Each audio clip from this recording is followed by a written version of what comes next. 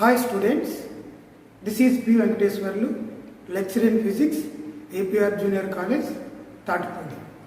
In this class, I would like to teach the refraction through lenses and also refraction through spherical refracting surfaces.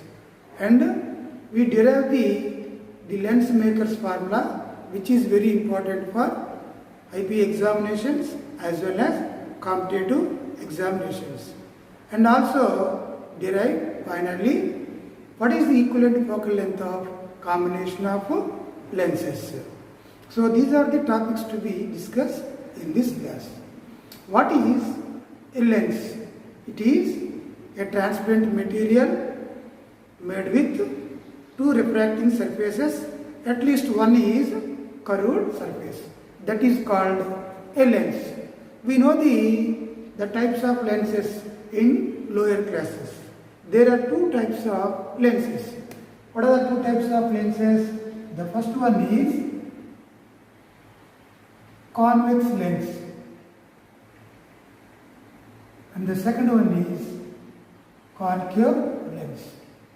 So this is the representation of convex lens. So these two sides are called as refracting surfaces.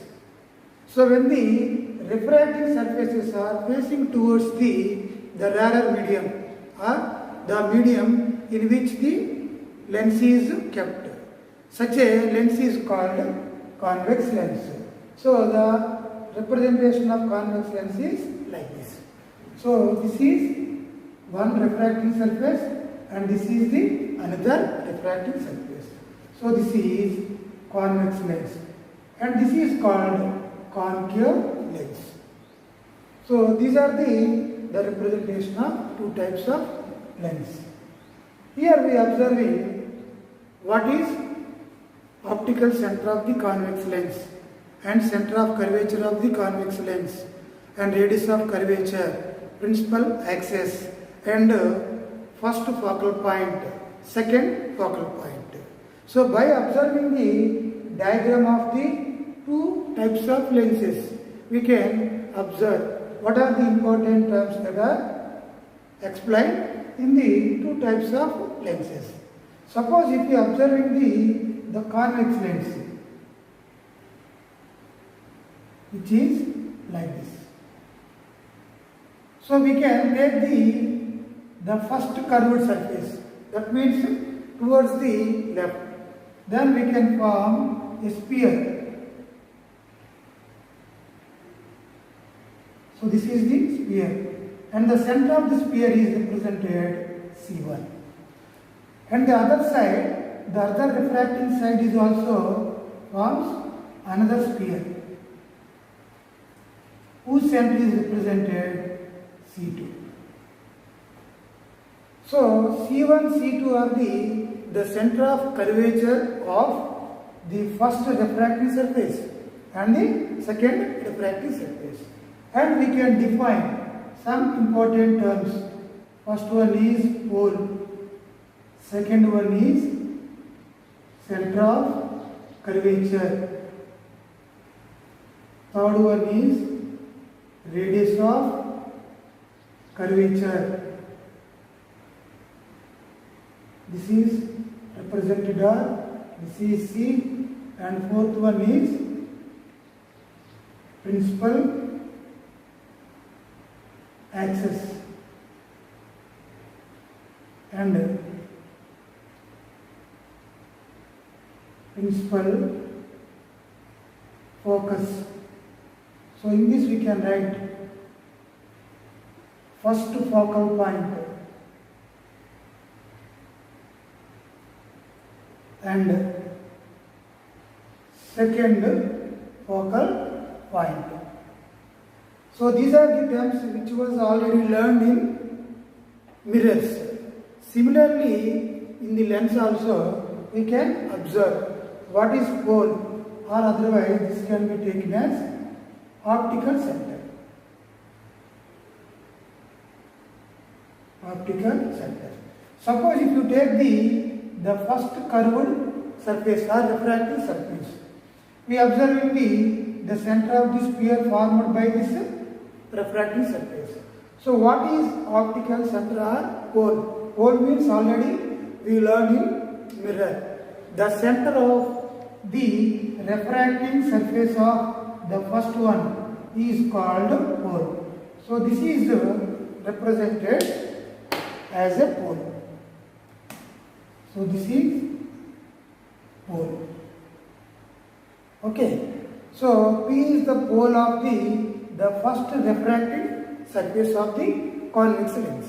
Similarly, the second pole or pole of the second refracting surface.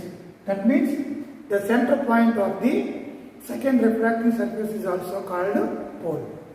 So what is center of curvature of the two refracting surfaces? The center of curvature is nothing but the center of the sphere of which the refracting surface forms a part is called center of curvature. Here we are observing C1 is the center of curvature of the first refracting surface. Similarly, C2 is the center of curvature of the second refracting surface. What is center of curvature? The center of the sphere of which the refracting surface forms a part is called center of curvature. Generally, if it has two refracting surface, we can represent it as C1 and C2. Coming to what is radius of curvature. Radius of curvature means the radius of the sphere. So the radius of the sphere of which the refracting surface forms a part of it is called as radius of the curvature. Here radius of curvature of the first sphere can be represented as PC1. So while we consider the first refracting surface, then we can write PC1 is equal to R1. So this is the radius of curvature of this first refracting surface.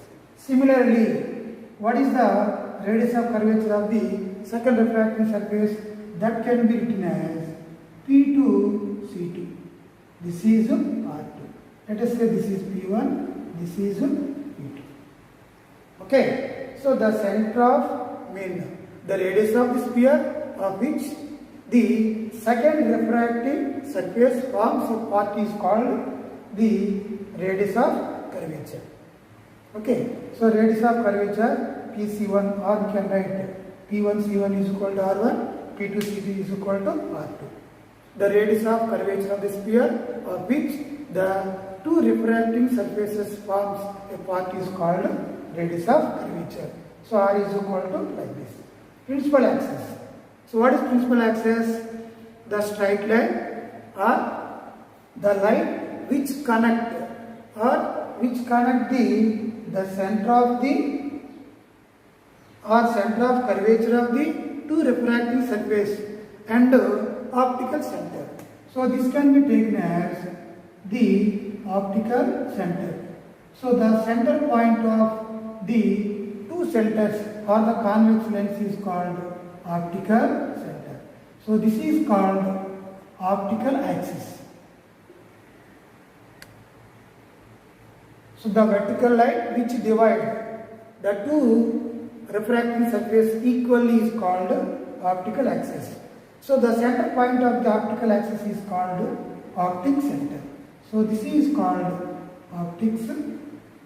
So O can be called as optic or optical center. So O is called optical center. So the center point of convex lens or concave lens is called optical center. So what is principal axis?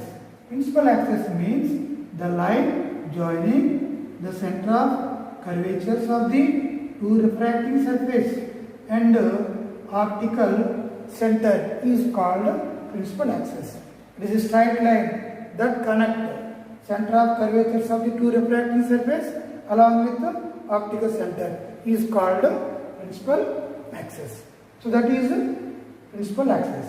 And coming to the what is principal focus? Principal focus means, suppose if you are observing that, so this is the convex lens, this is principal axis, this is the center of curvature of the first one, center of curvature of the second one.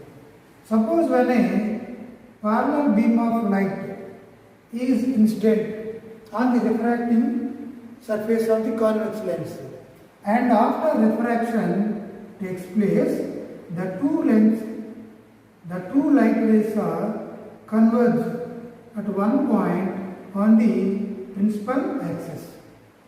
So the point on the principal axis at which the refracted rays meet or appears to be meet when the parallel beam of light strikes on the refracting surface is called the second focal point.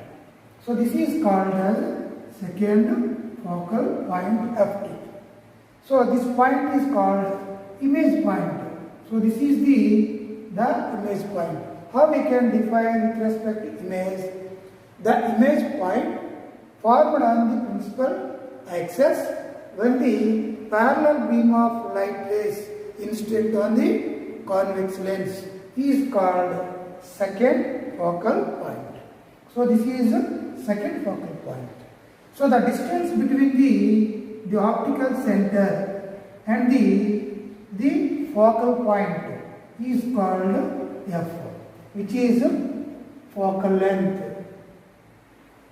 So focal length F is equal to OF2. The distance between the optical center and focal point is called focal length. Focal length is equal to OF2. So what is the first focal point? So that can be explained like this. Again we consider, so this is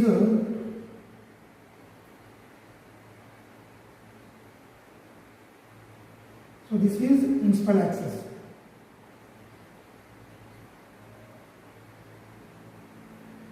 So this is called first focal point or first principal focus. How we can define? It is the position of object. This is the position of image. So the object point on the principal axis, after which refraction takes place, produces a parallel beam of light is called the first focal point or first principal focus, which is represented by letter F1. How we can define? It is the object point on the principal focus. After refraction takes place, it produces a parallel beam of light. That object point on the principal focus, which produces a parallel beam of light, is called first principal focus point or first principal focus. So F1 is the first principal focus. This is optical center. Let us say C, and again it is equal to focal length. So these are the important terms in the case of convex lens. Pole or optical center, center of curvature, radius of curvature, principal axis, principal focus, that is first focal point, second focal point, and focal length. If you understand the definition of all the important terms, we can easily understand the remaining concept. How the refraction takes place in case of convex lens and concave lens. Clear? So what are the important rules in the image formation in case of convex lens and concave lens? Let's observe what is the rules to follow to identify the location and the size of the image in case of convex lens and as well as concave lens. For the formation of image in the case of convex lens, if you observe the formation of image in the case of convex lens, we can easily observe the formation of or nature of image in the case of concave mirror. So the first rule we can consider a convex lens. This is the principal axis and OC is the optic center. It has two refracting surfaces whose radius of curvatures are respectively R1 and R2. Later we explain the sign convention in the case of lenses, which is similar to the sign convention in the case of mirrors. Here we are observing that if you take the parallel beam of light rays which strikes on the convex lens, after refraction the two rays are converging at one point. That point is called focus. So the first rule is when a parallel light rays or when the light rays which are parallel to the principal axis incident on the convex lens, after refraction they converge or meet at the principal focus of the convex lens. So this is the first rule of convex lens. Okay. So a ray which is parallel to the principal axis passing through convex lens, after refraction it forms the image or converts the refracted rays at the principal focus. So this is the first case. So this can be observed in the case of concave. So this is the principal focus. This is the optic center. There we can observe. This is the parallel ray and this is also another parallel. So we can observe in that.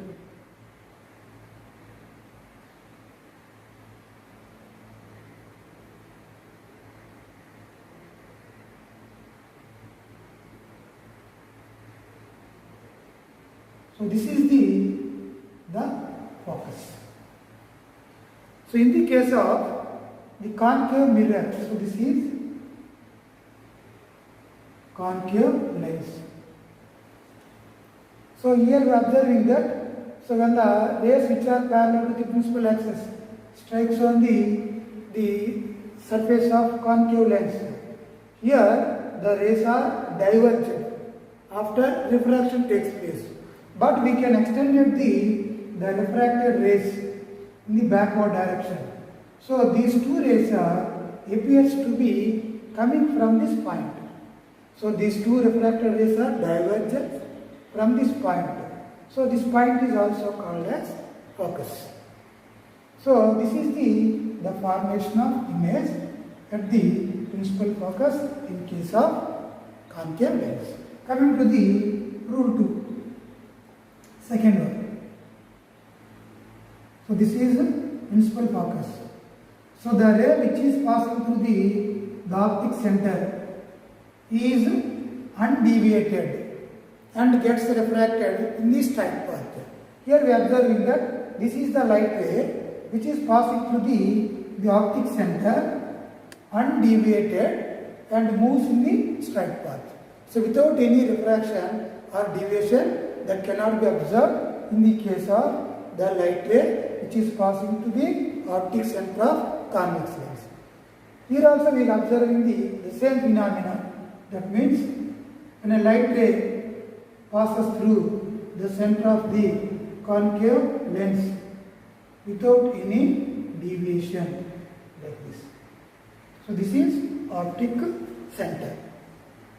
Right? So this is the second rule. And the third rule is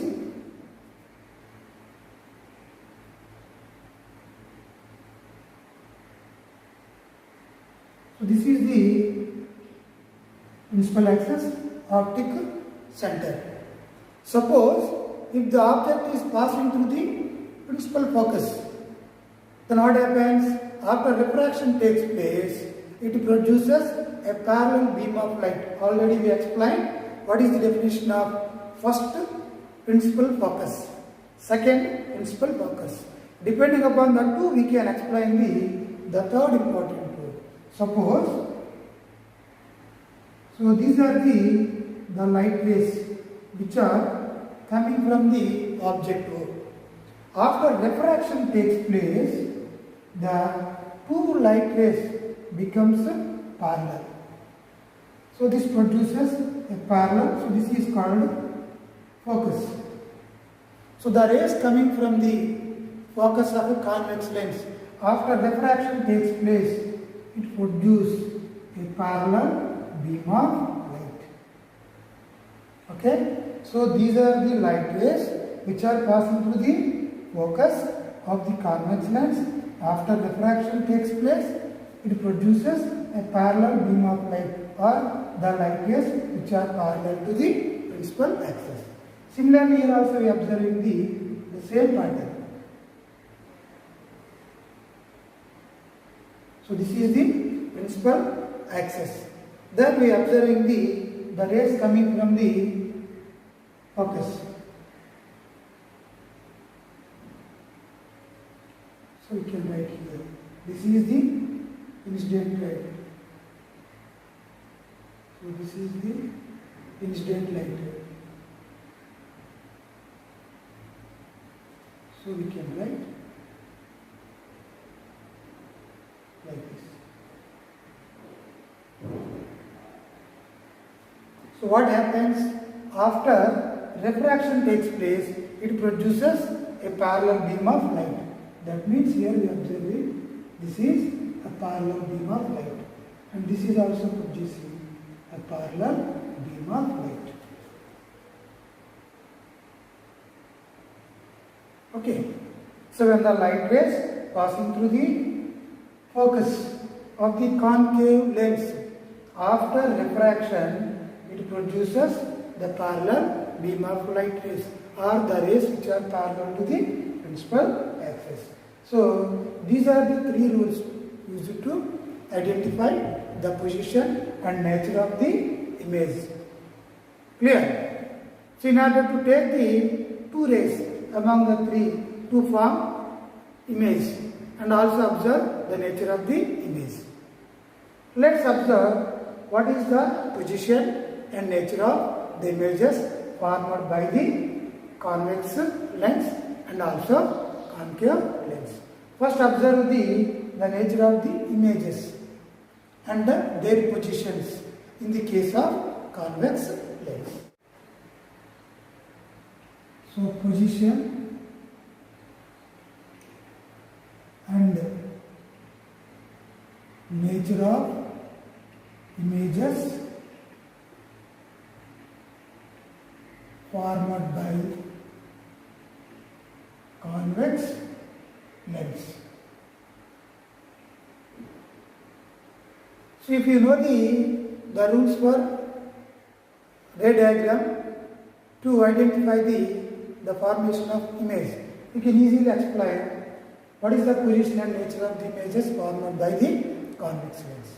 The first one is, here we can consider convex lens, and this is optic center, let us say O. Now we have to observe what is the position and nature of the image formed by the convex lens and concave lens, depending upon the different position of the object kept on the principal axis. Let's observe the nature and position of the image formed by the convex lens.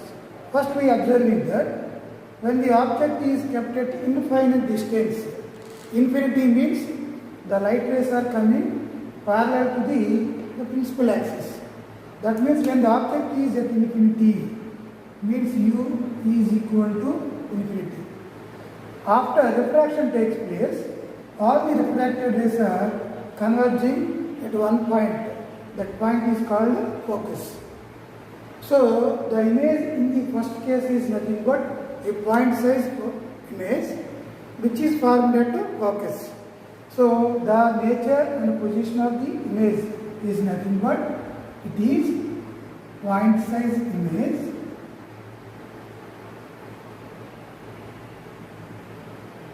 So where it is observing, it is formed at focus.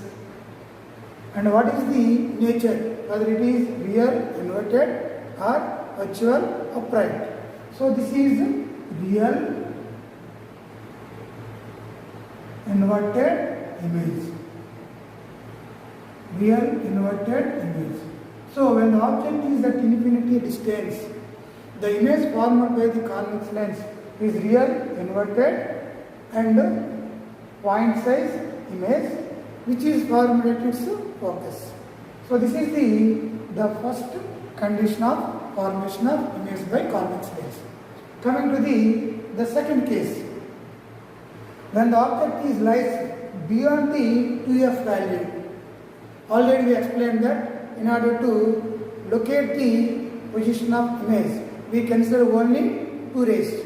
One is the ray which is parallel to the principal axis, and another one is the ray which is passing through the optic center, that is passing undeviated. So by the consideration of the two rays, we can easily identify what is the location of the image. Here we are observing that AB is called an extended object which is kept beyond 2f value. Then we take the ray which is parallel to the principal axis. After refraction, it is always passing through focus according to rule of ray diagram. So the another ray is passing through the optical center undeviated. These two are intersecting at this point and form image A dash B dash. Here the image lies between F and 2F. So image lies between F and 2F. So this is the position of image. What is the nature of image? So here also we are observing real inverted image. But what is the size of the image when compared to object? The size of the image is very small when compared to the object. Means it is form a diminished image. Diminished means small size image when compared to the object. So here we can also write it forms real inverted and diminished image. Means size of image is less than size of object. Coming to the third one. When the object is kept at 2f value, then we consider the two rays. One is parallel to principal axis, another one passing through optic center. The two rays after refraction forms image A dash B dash F at 2f value. That means when the object is kept at 2f value, the image is also formed at 2f value. So what is the nature of the image? It is again real inverted image. But the size of the image is exactly the same size of object. So in the third case, the image is again real inverted and it is formed at 2f value, and nature means whether it is same size or magnified or diminished. So it is same size of object. That means A dash B dash is equal to AB. So this is the third case. Coming to the fourth case. When the object is lies between 2f and f, then the image formed by the convex lens after refraction is A dash B dash, which lies beyond the 2f value. So this is 2f and this is f. Why? Because the parallel line is always passing through the focus. So this is the converse of third one. Here we are observing that the object lies beyond 2f. Its image is always lies between f and 2f. If the object lies between 2f and f, its image is always lies beyond 2f. It is also again real and inverted. But the size of the image is bigger than the size of the object. It is called magnified image. Magnified means bigger size when compared to object size. So again we observe it forms real, inverted and magnified image which lies beyond the 2f value. So these are the four conditions depending upon the position of the object. Coming to the fifth one. So when the object is kept its principal focus, so when it is kept at focus, after refraction takes place, according to rule of ray diagram, the refracted ray should be parallel. Then we can observe that the image is formed at infinity. So image is formed at infinity. What is the size of the image? It is produces a magnified image. That means the size of the image is bigger than the size of the object. That is the fifth case. Means when the object is kept its focus, it is forms a magnified image at infinite distance. And the last one, which is the special case of convex lens. Here, if the object is kept between focus and optical center, that means AB is the object. Again we consider two rays. One is parallel to the principal axis, another one is passing through the optical center. After refraction takes place, there is no possibility of the two refracted rays to meet at one point. Due to that reason, we extended the refracted rays in the backward direction. These two rays are intersecting at this point and form the image A dash, B dash on the same side of the convex lens. So this image is called virtual, erect or upright. So in the case of last one, the nature of image is always here virtual, erect image which is formed in front of the convex lens. So this is the special case of convex lens.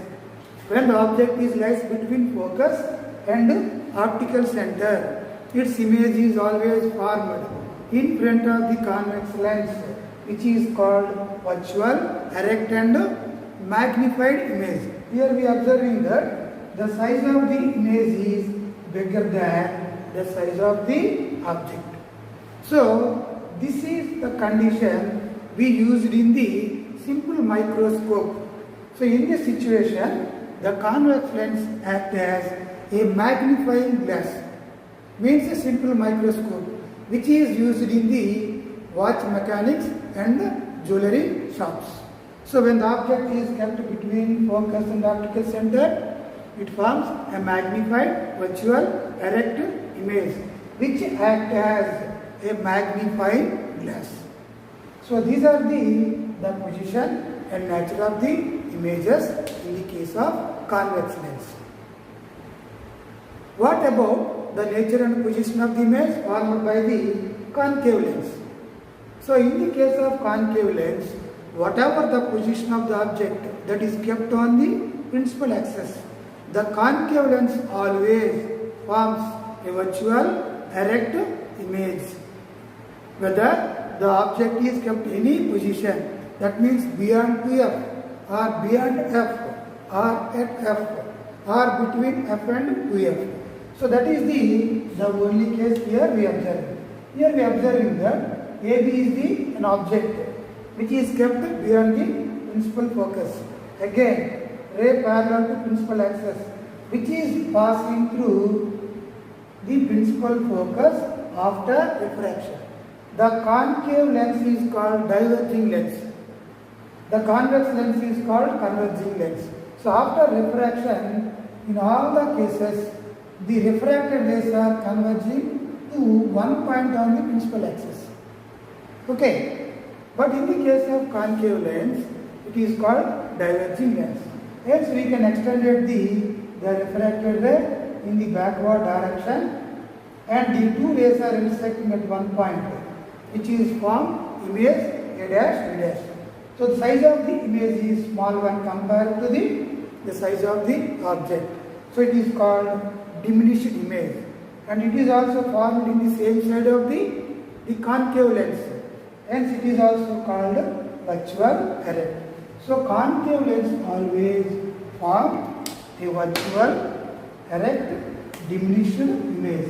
So it forms virtual erect and diminished image.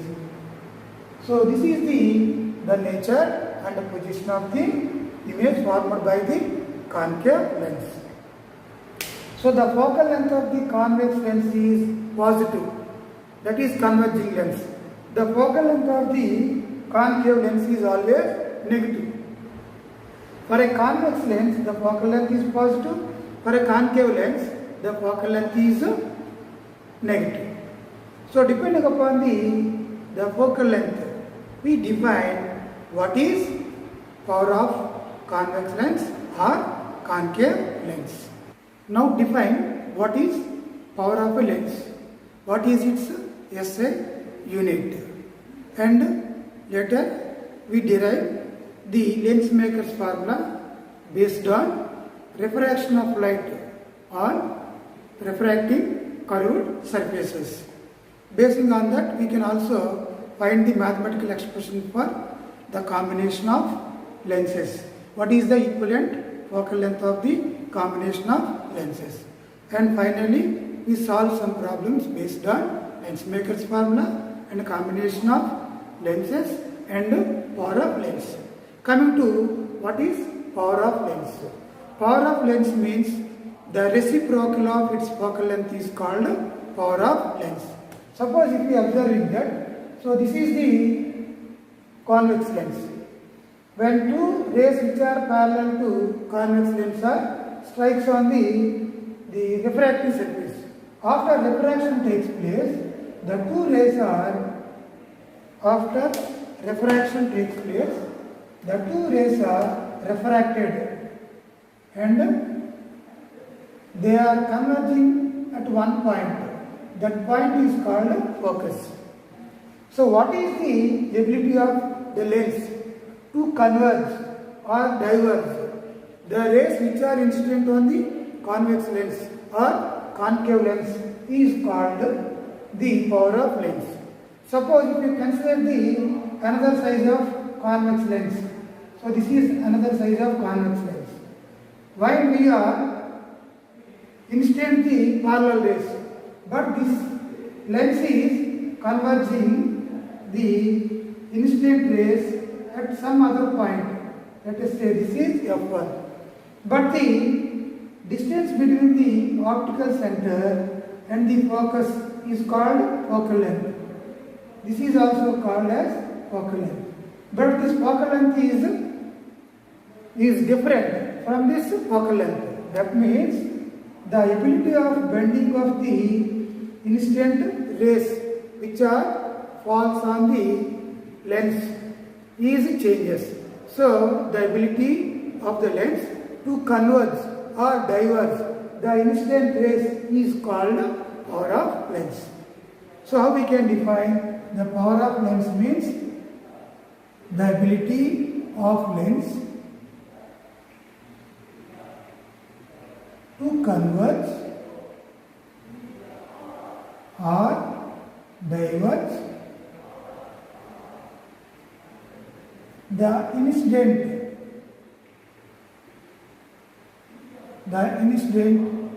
light rays falls on the lens is called power of lens. So the ability of lens to converge or diverge the incident beam of light or light rays falls on the lens is called power of lens. How so far the lens is converging the parallel beam of light rays at one point on the principal axis, that representing the power of the given lens. So we can observe in that the converging or diverging beam of light rays incident on the lens is changes, then its focal length is also changes. So basing on that, we can also write power P is equal to 1 by F. So the reciprocal of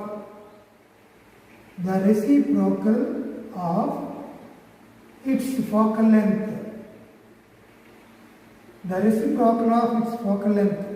is called the power of the lens. So power is equal to 1 by F. If the focal length is measured in meter, if the focal length is measured in meter, then power is equal to 1 by F. If the focal length is given in centimeters, then meter is converted into centimeters. So 100 by F in centimeters. To solve the simple problems based on power, we can use the formula. Power is equal to 1 by focal length in meters. If the focal length is given in centimeters, this is 100 by F in centimeters. How we can define the power of a lens? The reciprocal of its focal length is called power. So power is equal to 1 by F or 100 by F in centimeters. Basing on this, we can also write its SI unit. So what is the SI unit of power? If you consider the first equation, the focal length is in meters, then 1 by F means unit is power is equal to meter inverse, or this can be represented as meter minus 1. But 1 by meter or meter inverse is called diopter. So this is called diopter. So the unit of power is diopter. If the power of lens P is equal to plus 2 diopter, means it is nothing but P is equal to 1 by F. So from this equation we can easily calculate the value of focal length of the given lens. So power of lens is equal to plus 2 diopter, minus 2 diopter, or plus 1.5 diopters, or minus 1.5 diopters. So here the power is positive for converging lens. Power is positive for converging lens.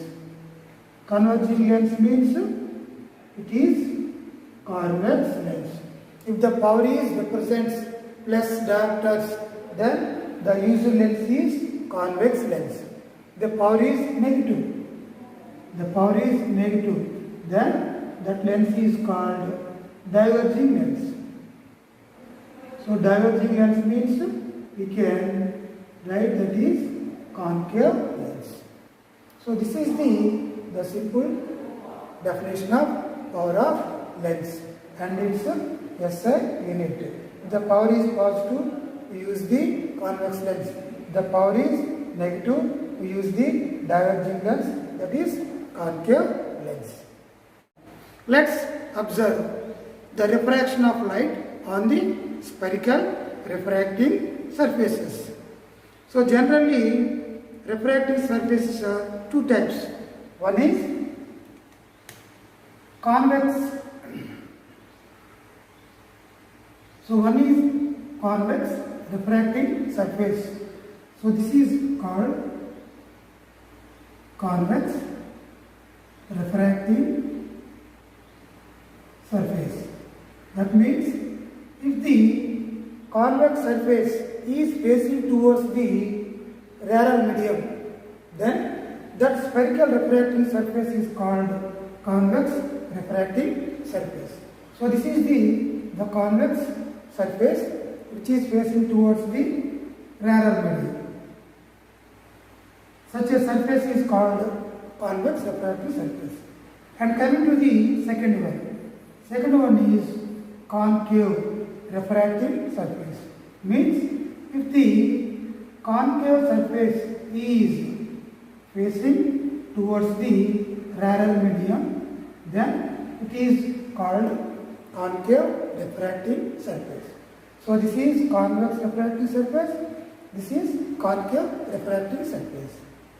Here, how the light refracted through concave spherical refracting surface.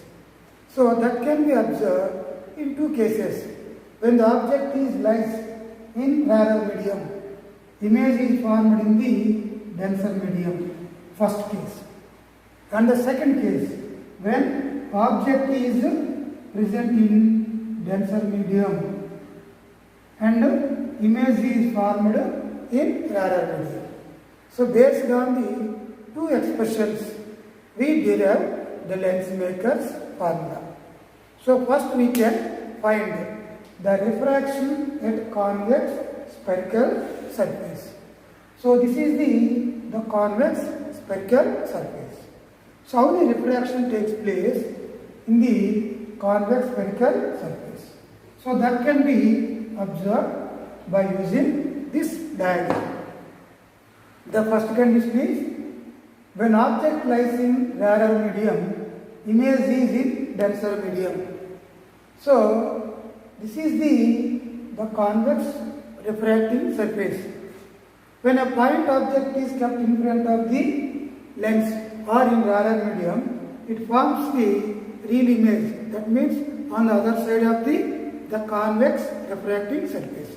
In that situation, what is the relation between object distance, image distance, refractive index of rarer medium, refractive index of denser medium, and radius of curvature of this convex refracting surface? So the first one is when the object lies in rarer medium and the image formed in the denser medium, which is real image. So what is the expression for this case? Observe the diagram. So this is the convex refracting surface, and P is the pole of the convex refracting surface, and C is the center of curvature of the convex surface, R is its radius of curvature. So this is the given convex surface, and the refractive index of the convex surface is N2. Okay, let's observe. So a point object O is kept in rarer medium of refractive index N1. So what is the position of the image formed by the convex refracting surface? Already we explained. To locate the image, we consider two rays. Here also we consider the two rays. One ray is coming from the point object which is along the principal axis, that is called normal incidence. So the ray coming from the point O is passing along the principal axis through pole of the convex lens.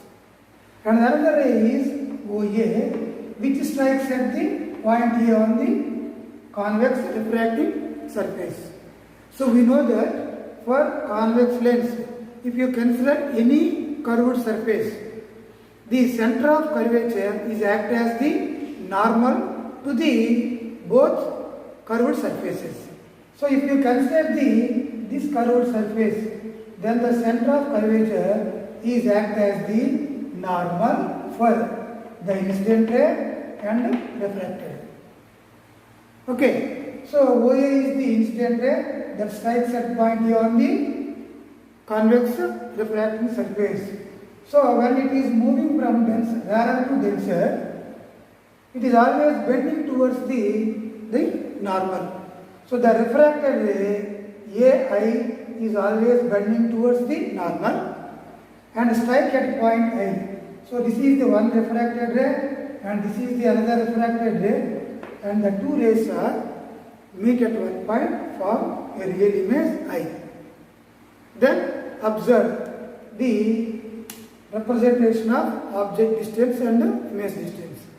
So the object distance is nothing but from O to P, pole of the convex surface, that is U, and image distance, the point of image to the pole is called image distance V, and the radius of curvature is center of curvature to the pole is called radius of curvature.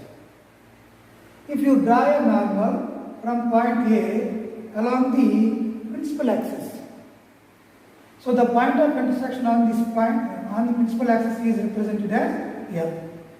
So AM is the normal drawn along the principal axis. Already we said that in previous classes that we consider refraction through a thin lenses.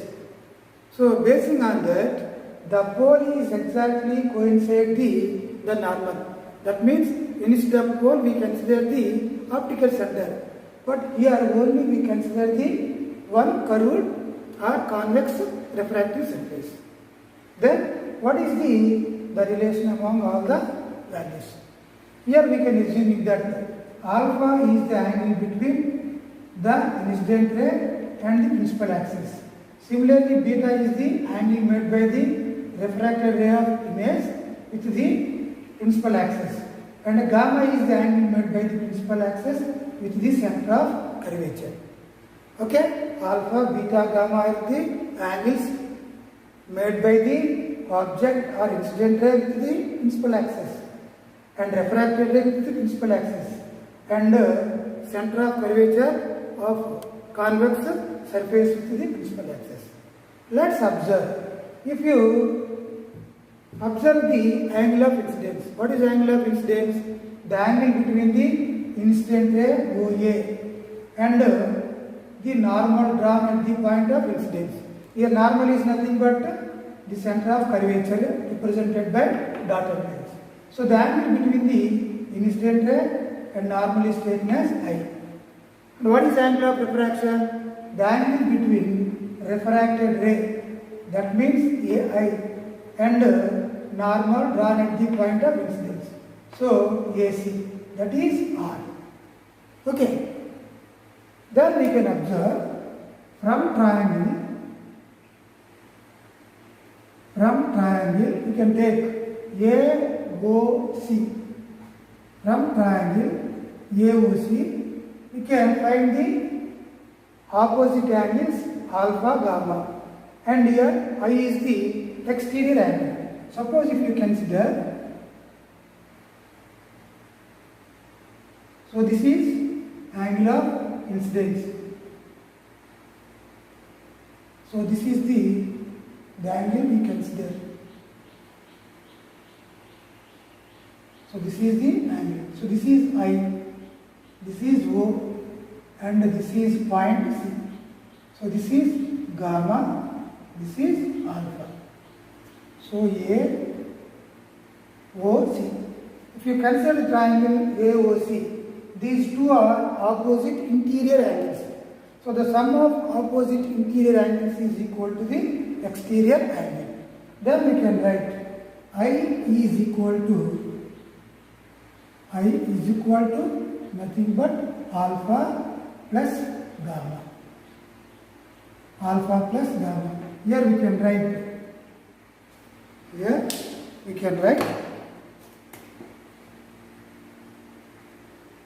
exterior angle is equal to sum of opposite interior angles.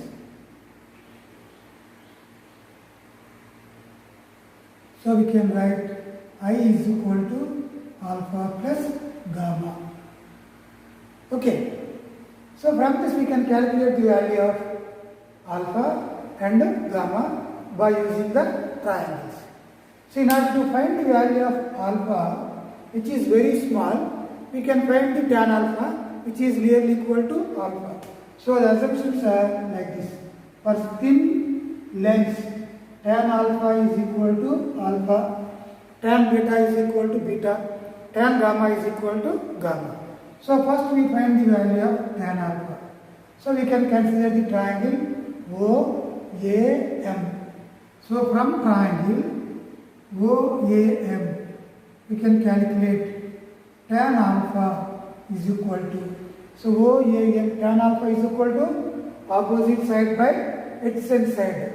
So opposite side means AM by adjacent side means OM. Okay. So tan alpha is equal to AM by OM. What about tan gamma? So we consider the another triangle to calculate the value of gamma. So we can take the triangle which is equal to triangle AMC. So we can take the triangle.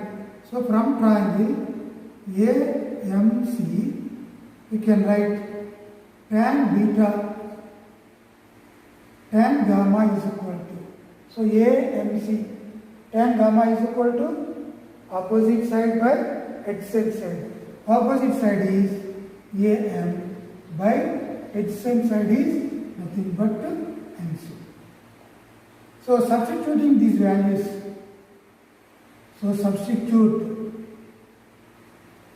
in, so this is called equation 1, in equation 1. Okay, then equation 1 becomes, therefore I is equal to, tan alpha is equal to, already said that alpha, tan gamma is equal to gamma.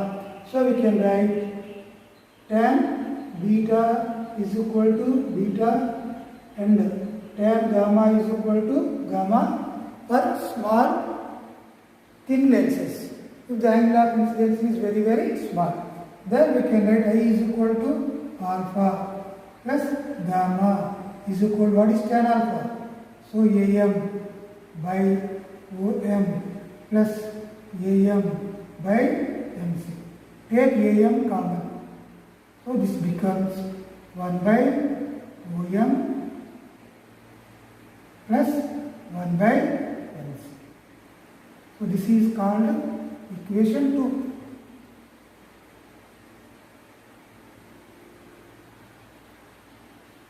So this is called equation 2. So we find the value of phi in terms of alpha, gamma. Similarly, find the value of angle of refraction, R. Then we can use the another triangle. So if you consider the triangle AIC, then we can write another triangle which is AIC. We can write the triangle. So this is the second triangle like this.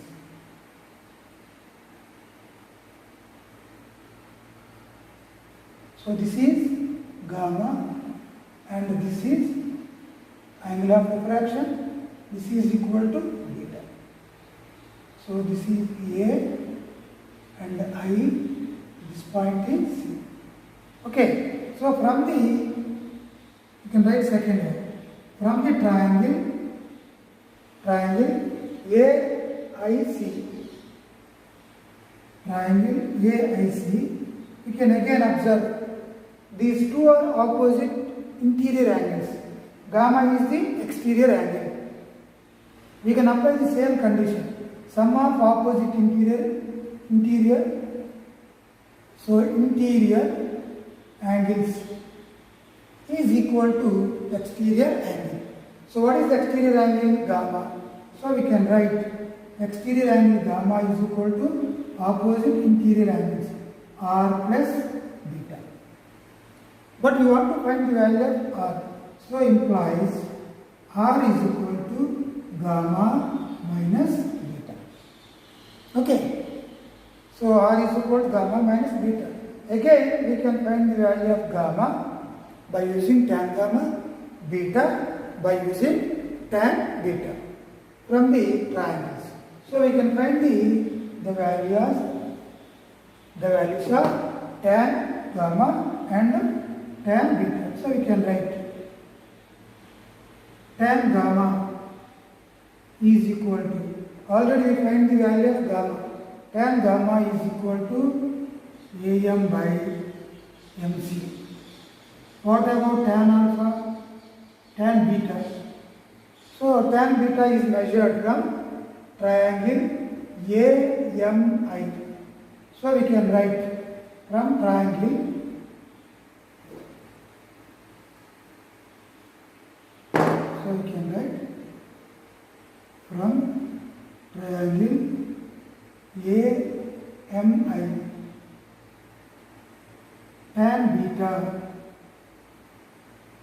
tan beta is equal to again opposite side by hypotenuse.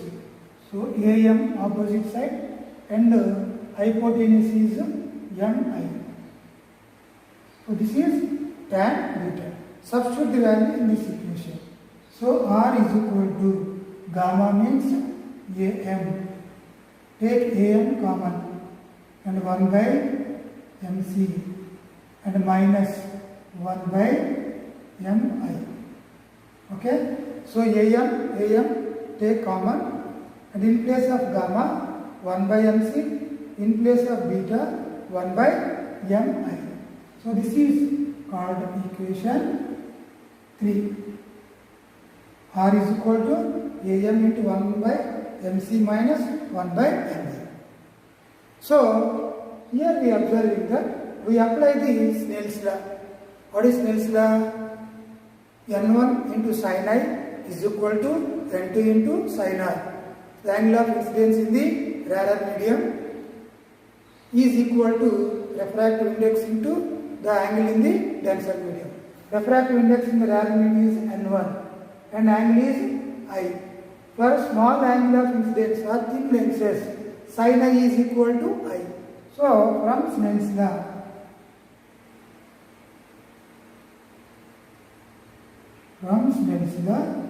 we can write N1 sin I is equal to N2 sin R. So from this we can write N1 into I. Sin I is equal to I and N2 multiplying R. Sin R is equal to R. Okay. Then we substitute the value of I R in this equation. So from the equation 2 and 3,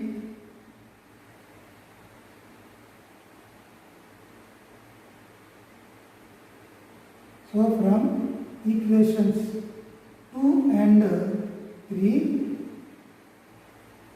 so this is called equation 4 and 4. Substitute the value of N1. So we can write here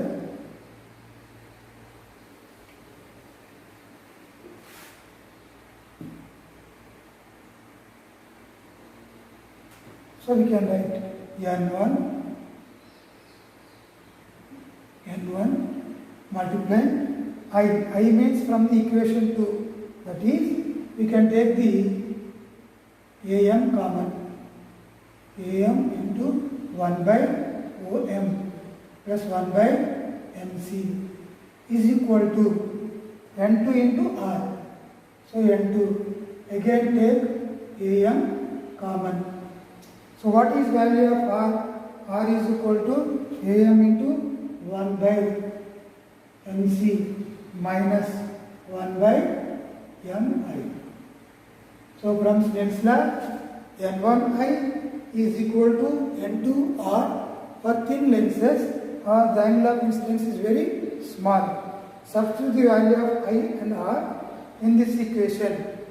From 2 and 3 we can write here. So cancel Am on both sides.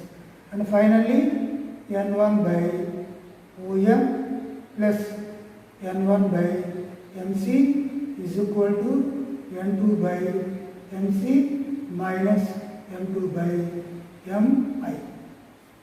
Clear? Then we can write N1 by Om. So this is N2. So this is positive. So bring N2 by Mi towards the left hand side. So N2 by Mi. Here MC is common. So bring the M1 by MC towards the right hand side. So we can write N1 by MC plus N2 by, so this is N2 by MC. So positive N1 by MC is moving towards the right side. So this becomes minus N1 by MC. Okay. So this becomes N1 by Om plus N2 by Mi. Take 1 by MC common, or this can be written as N2 minus N1 by I. Okay? And the final expression is N1 by Om plus N2 by Mi is equal to N2 minus N1 by I. We are clearly observing that what is Om? OM is the object distance. OM is the object distance and MI is the image distance. So N2 minus N1. So this is MC. So what is MC? MC is nothing but R. For thin lenses, the pole is nearly coincide the normal drawn on the principal axis.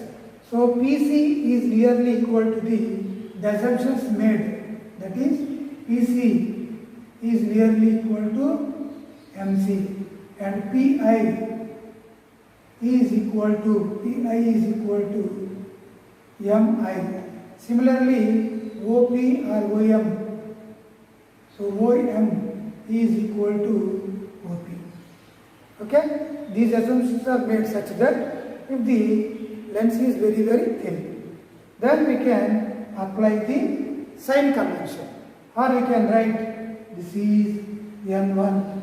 OM means object distance U plus N2. MI means image distance V is equal to N2 minus N1. MC means R. So this is the relation. So N1 by U plus N2 by V is equal to N2 minus N1 by R.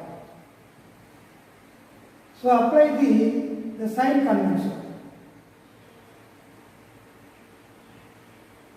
Apply sign convention. So what is the sign of object distance? So the distance are measured in the same direction of incident light taken as positive.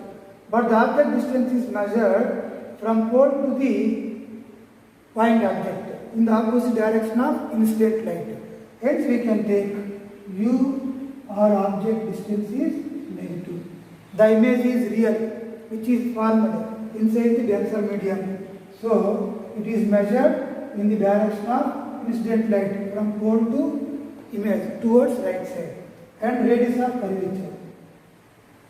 So the radius of curvature is also measured from pole to the center of curvature, which is in the direction of incident light. So R is also positive. After applying sign convention, the final equation is N1 by or minus N1 by U plus N2 by V, that is equal to N2 minus N1 by R. So this is the expression for the relation among refractive index of air, object distance, refractive index of denser medium and image distance, N2 minus N1 by radius of curvature of the given refractive surface. From this we can clearly observe that refractive index of rare medium in which the object is kept by applying sign convention plus refractive index of the medium in which the image is formed and the image distance is equal to N2 minus N1 by the radius of curvature of the given convex surface.